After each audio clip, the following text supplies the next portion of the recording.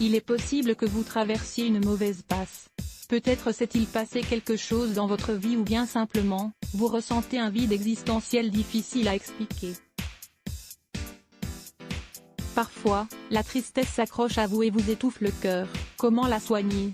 Comment vaincre la tristesse peu à peu? La tristesse chronique est le substrat de la dépression. Il faut donc y faire attention.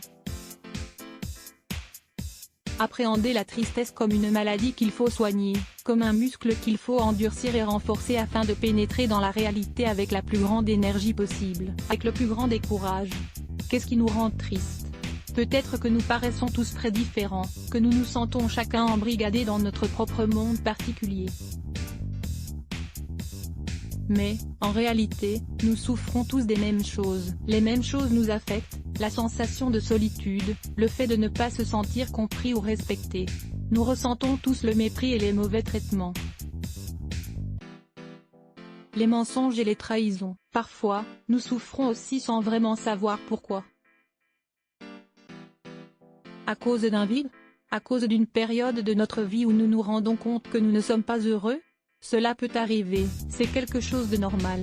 Nous allons ici vous expliquer les règles à suivre pour rationaliser votre tristesse et vous en débarrasser de manière saine.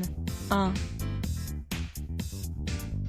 Identifiez ce qui vous affecte. Cela peut paraître évident mais ce n'est pas toujours facile. Parfois, c'est une accumulation de nombreuses choses, quelque chose que votre conjoint vous a fait, le sentiment de ne pas faire ce qui vous plaît mais ce que les autres attendent de vous, une désillusion etc. Parfois, la tristesse n'a pas qu'une seule couleur mais une gamme complète de couleurs qu'il faut savoir interpréter. 2. Ne restez pas immobile, ne vous enfermez pas chez vous. L'immobilité nous attrape comme une plante grimpante. Ne vous laissez pas vaincre. Si vous commencez à vouloir rester chez vous, à ne pas vouloir sortir avec vos proches, laissant ainsi de côté les relations sociales et préférant rester au lit dans le noir, c'est que la dépression vous habite déjà. Ne permettez pas cela. Rassemblez toute votre énergie et dites-vous que vous n'allez pas vous laisser vaincre, que vous méritez d'être heureux et que toute peine est passagère, et que tout problème a une solution. Rien n'est éternel et vous avez le droit à la tranquillité. Celle qui vous fera sourire au moment où vous vous y attendrez le moins, un matin où vous vous direz à vous-même, aujourd'hui, je me sens bien, aujourd'hui, je pars à la conquête du monde. Lisez également, 8 habitudes physiques qui améliorent l'humeur. 3. La tristesse comme moment de réflexion pour en ressortir renforcé. Comme on le dit, il n'existe aucune soirée qui n'ait pas été vaincue par le matin suivant, c'est-à-dire qu'aucune peine n'est éternelle, et que ce qui vous fait souffrir aujourd'hui ne vous affectera pas éternellement. Cela se calmera et tout ira mieux. Vous devez comprendre la tristesse comme un moment de réflexion, comme un moment où il est temps de poser son regard sur soi-même pour se soigner, pour réparer ses blessures, et également où il convient de prendre des décisions. Cette réflexion que la tristesse apporte doit nous permettre d'ouvrir les yeux et nous guider vers la bonne direction. Vous devez rassembler votre courage pour l'emprunter. N'oubliez pas que vous méritez d'être heureux et que le fait de ne pas prendre les bonnes décisions ou de ne pas oser en prendre du tout pourra un jour vous faire regretter et ressentir de la frustration. N'hésitez pas, renforcez votre estime personnelle et ressortez plus fort de ce tunnel sombre qu'est la tristesse. 4. Demander de l'aide peut parfois être nécessaire. Ne croyez pas que vous allez vous en sortir seul.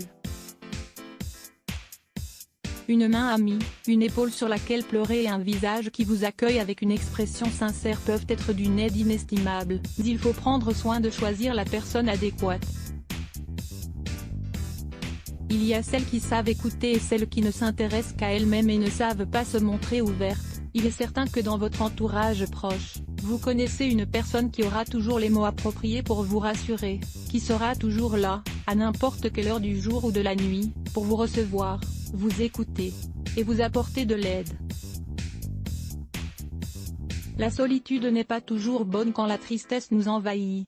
Lisez également, comment réagir face aux mensonges d'un membre de la famille ou d'un ami. 5. Faites monter l'espoir peu à peu. Les épisodes de tristesse doivent être des moments d'apprentissage, de choix de nouvelles directions et de consolidation. Quand vous vous levez le matin, donnez-vous des objectifs. quelque chose qui vous oblige à sortir du lit, qui vous fait vous sentir attractif et vous donne envie de sortir de chez vous. Inscrivez-vous à une activité, peinture, yoga, danse. À quelque chose qui vous oblige à maintenir votre esprit et votre corps occupés dans un projet, aussi infime soit-il. L'influence du stress dans le cycle menstruel. Le cycle menstruel peut-il être influencé par le stress? Si oui, comment cette influence se manifeste-t-elle concrètement?